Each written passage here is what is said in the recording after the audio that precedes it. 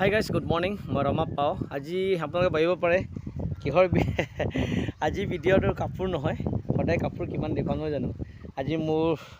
Personally এটা video' personally বুলি ক'ব পাৰোঁ আৰু মোৰ সকলো আপোনালোকে মোৰ পৰিয়াল যেতিয়া আপোনালোকে মোৰ বিষয়ে জনাটো উচিত বুলি মই ভাবোঁ গতিকে আজি মই এয়া ঘৰ এখন বনাই আছোঁ গতিকে আপোনালোকক দেখুৱাম বুলি এদিনা মই বাইদেউহঁতক সকলোকে দেখুৱাম বুলি কৈছিলোঁ এয়া মোৰ ঘৰ এতিয়া দোকানটো হ'বগৈ এতিয়া গাঁৱত মই আপোনাৰ কাপোৰবোৰ গাঁৱৰ পৰা ডিপ্লয় দি আছোঁ আপোনালোকক হ'লচেল দামত এতিয়া মই ইয়াত দোকানটো হোৱাৰ পিছত ইয়াতে দোকান হ'বগৈ এইটো হৈছে আপোনাৰ আমলাপট্টি দখুৱাখানা ব্লকতে আছে এয়া হৈছে আমলাপট্টি এতিয়া দোকান হ'বগৈ এটা 8টা ৰুম ভিতৰত গৈ দেখুৱাম আপোনালোকক ইয়াৰ বাহিৰে এইটোৱে ৰাস্তা ইয়াতে মেইন ৰোড হ'ব ওচৰতে এতিয়া আহি আপোনালোকে চাব পাৰিব ইয়াত বাঁহ কিমান লোকচান হৈছে মোৰ দেখিছা নাই 226ডাল বাঁহ মানে লোকচান হৈ গৈছে এতিয়া ছুটি হৈ গ'ল এইবোৰ এয়া হৈছে 10.5 ফুট মোৰ ঘৰখনৰ কিবা হৈছে কিমান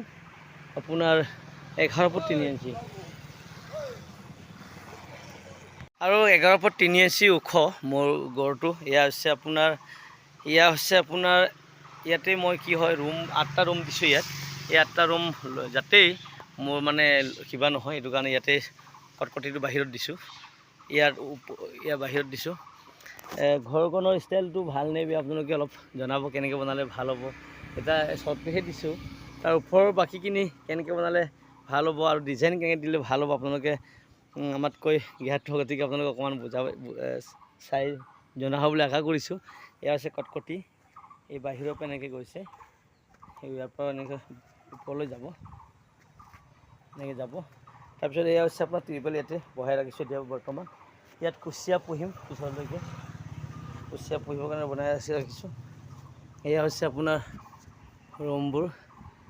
এয়া বহল আপোনাৰ 12 ফুট বহল দীঘল আপোনাৰ 14 ফুট এটা ৰুমত এনেকৈ হ'ব এনেকুৱা 8টা ৰুম বহল 12 এইফালে 14 এয়া হৈছে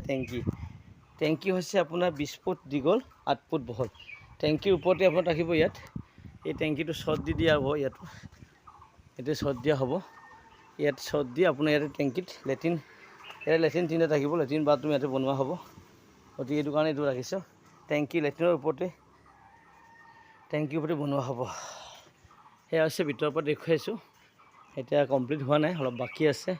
বাঁহ আৰু তক্তা অকণমান লাগে বাহিৰলৈকে 1.5 কঠাহে মাটি কিনিব পাৰিছোঁ আমি আপোনালোকে জানেই দেখোন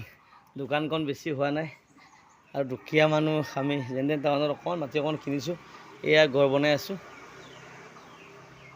সেই হৈছে এই ৰুমটো এতিয়া বাকী আছে চেটাৰিং মাৰিবৰ কাৰণে এটা ৰুম বাকী আছে চেটাৰিঙৰ কাৰণে এই ৰুমটো বাকী আছে তাৰপিছত এনেকৈ গৈ ভিতৰত গৈ আপোনালোকক দেখুৱালোঁ এয়া এইফালে 2টা ৰুম ইয়াত এটা ৰুম কমপ্লিট হৈছে এয়া এইটোৱে ইয়াত এটা ৰুম কমপ্লিট হ'ল ওপৰত দেখিছে নহয় কমপ্লিট হৈছে তাৰপিছত এইফালে 4টা ৰুম কমপ্লিট হ'ল এইফালে 4টা ৰুম এইফালে 2টা ৰুম ইয়াত আছে আপোনাৰ 2টা ৰুম মোটামুটি 8টা ৰুম হৈছে এয়া ইয়াত হৈছে আপোনাৰ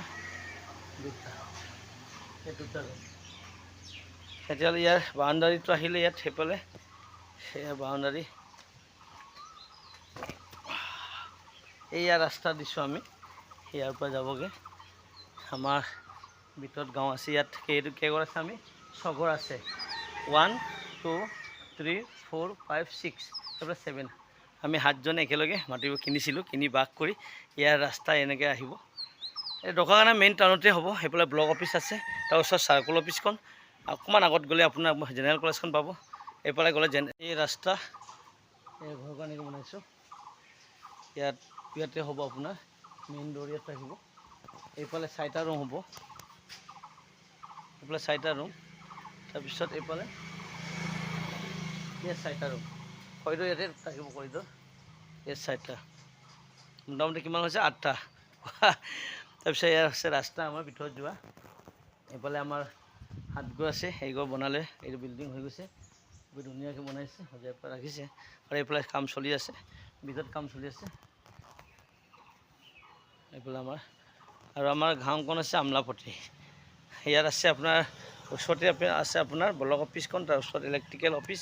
তাৰ ওচৰত আছে চাৰ্কুল অফিচ, ইয়াতে ফ্ৰণ্টত এগ্ৰিকালচাৰ অফিচ, এয়া হৈছে আপোনাৰ হেণ্ডলুম। এনেকৈ ওচৰতে আপোনাৰ জেনেৰেল কলেজখন আছে, পিছফালে ছেকেণ্ডাৰী। ইয়াতে মোৰ ঘৰটো, গতিকে ইয়াত আপোনালোকৰ কাৰণে খুব সুবিধা হ'ব, একো টেনশ্যন নাই। ইয়াত দোকানখন হ'ব, কাপোৰ কানিৰ ইয়াতে দোকানখন হ'ব। এই ঘৰ এয়া এই ৰাস্তা যায় আপোনাৰ ডাইৰেক্ট ইয়াৰ পৰা আপুনি টকাৰপৰা গৈ ডাইৰেক্ট একদম মানে ডাঙৰা যাব পাৰিব, ডাঙৰা চন্দি এনেকৈ এইপাৰৰ পৰা আহিব লাগিব ঢকুৱাখানা এনেকৈ আহি এই ৰাস্তা। গতিকে আমাৰ জেগাডোখৰ কেনেকুৱা লাগিছে, ওচৰতে মেইন ৰোড আছে মাজুলী, ঢকুৱা টু মাজুলী ৰোড। এইফালে ৰোডৰ অকণমান ভিতৰত সোমালে আমাৰ এখন, বেছি নহয় 10 মিটাৰো নহয়, তাৰপৰা মেইন ৰোডৰ পৰা 10 মিটাৰ। ইয়াত এই মেইন ৰোডে হ'বগৈ, মাজুলী যাব পাৰি ইয়াৰ পৰা ডাইৰেক্ট নয়া বজাৰ যোৱা ৰাস্তা, এইটো ডাইৰেক্ট নয়া বজাৰ যোৱা ৰাস্তা। এতিয়া দোকানখন হ'ব, যেতিয়া দোকান বনোৱা শেষ কমপ্লিট হ'ব তেতিয়া আপোনালোকক এনেই দেখুৱাম। এতিয়া চাওক এনেকৈ বনাই আছোঁ, আজি নিজে আহি এয়া খুঁটাবিলাকত পানী দিলোঁ, পানী চানী দি আছোঁ। আজি মিস্ত্ৰী অহা নাই, তক্তা অলপ বিচাৰি আছোঁ, মই তক্তা যোৱা নাই, বৰঙা যোৱা নাই, এইটো কাৰণে মই অলপ বিচাৰি আছোঁ। এইবিলাক হোৱাৰ পিছত এইটো কমপ্লিট হ'ব, যিদিনা কমপ্লিট হ'ব, যিদিনা শ্বট দিয়া হ'ব, সেইদিনা আপোনালোকক আকৌ এবাৰ দেখুৱামগৈ কেনে হৈছে। আপোনালোকে ক'ব, আমাৰ সকলো পৰিয়াল সকলোকে। এই বাঁহবোৰ লাগে এতিয়া বাহিৰৰ, ইয়াত 6 ফুটমান বাহিৰত ওলাব, 6 ফুট ওলাব। 6 ফুট দিলে ভাল হ'ব, লাগিব মানে 6 ফুট দিলে বেছি ভাল হ'ব। 5 ফুট দিবৰ কাৰণে মিস্ত্ৰীবোৰে কৈছিলে, মই 6 ফুট দিম নহয় জানো। ইয়াত বাহিৰত বহিব লাগিব আমি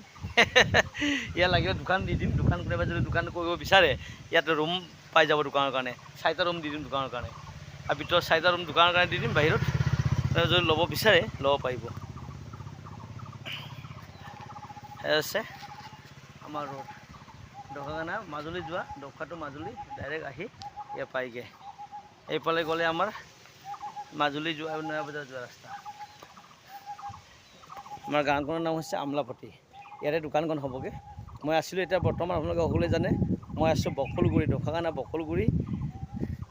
গাঁৱতে আছোঁ, তাতে দোকানবোৰ, তাৰপৰা কাপোৰবোৰ আপোনাক দি আছোঁ। এতিয়া ইয়াত আহিলে ইয়াৰ পৰা দিলে আপোনালোকৰ কাৰণে অসহজ হ'ব নহয়নে আৰু এয়া হৈছে আমাৰ বিন্দু, মোৰ ওচৰতে তেখেতৰ গাড়ী চাড়ী লোৱা হ'ল, ঘৰ বনালে, বহুত মাটি তেখেতৰ, আমাৰ নিচিনা অকণমান নহয় বহুত মাটি। গেট মেইন গেট ভিতৰত একদম সেই হৈছে পাৰ্থমিলি বিন্দুৰ ঘৰ। এয়া হৈছে আমাৰ আৰু এটা কথা আপোনাক জনাম, কালি আমাৰ পাত বিহু কালি মই দেখুৱামেই আপোনালোকক। প্ৰথম কালি হ'ব পাত বিহু, অসমৰ ভিতৰত পাত বিহু আমাৰ ঢকুৱাখানাতে হয়, একদম বহুত ধুমধাম চলি আছে। এতিয়া কাম বনাই আছে, গেট চেট বনাই আছে, ৰেডি হৈছে একদম। ৱাও কি মজা হ'ব, কালি ভিডিঅ' দেখুৱাম, আপোনালোকে শেষলৈকে চাব। আৰু আজিলৈ ইমানেই, আৰু ঘৰখন কেনে লাগে আৰু কেনেকৈ বনালে ষ্টাইল অলপ ভাল হ'ব আপোনালোকে জনাব বুলি আশা কৰিছোঁ। এয়া এতিয়া ঢকুৱাখানাত এতিয়া আহি আপোনালোকে ঢকুৱাখানাৰ পৰা কাপোৰ কিনিব পাৰিব। ঢকুৱাখানাত বনাইছোঁ, টাউনত বনাইছোঁ, এতিয়া আপোনালোকৰ টেনশ্যন নাই, আপুনি যি কাপোৰ লাগে এবাৰ হ'লচেল দামত লৈ যাব পাৰিবগৈ। এতিয়া আজিলৈ আহিছোঁ, আকৌ লগ পাম এটা নতুন ভিডিঅ'ত। Bye bye.